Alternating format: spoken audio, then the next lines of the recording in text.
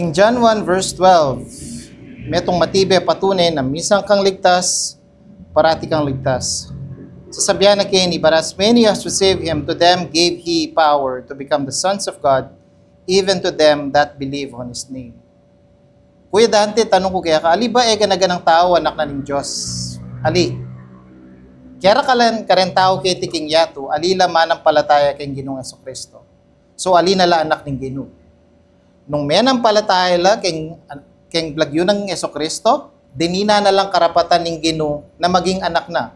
Itang oras na menang palataya la, anak na nala ng Diyos. Ingkesan tinga na ni tanong maging anak na ka na ng Diyos, anak na nakahabang biye. Na mawala itang relasyon mo, na yaing tatang mo, ika, anak na ka. Ngayon, kutang kini, menang palataya ka, mabiya ka pa kay King Yato. Burin sabiat to kung nakabanggawang kasalanan. Ali. Kalupa ng relasyon na ning tatang mo kay King Yato, nung ginawa kang malating kasalanan, mimuaya kaya kayong tatang mo. Parusana kang malating parusa. Ginawa kang maragula kasalanan, mimuaya yung tatang mo kay King Yato, parusana kang maragula parusa. Pero itakwil na ka ba? Sabihan na kaya ka, eda na ka anak. Ali, anak na ka pa rin.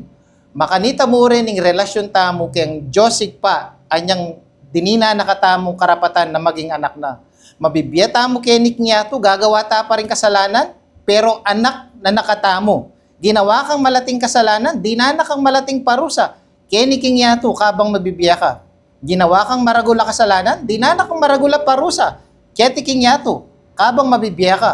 Pero itakwil na ka ba? Iyugse na ka ba king impyerno? Ali, uling anak na ka.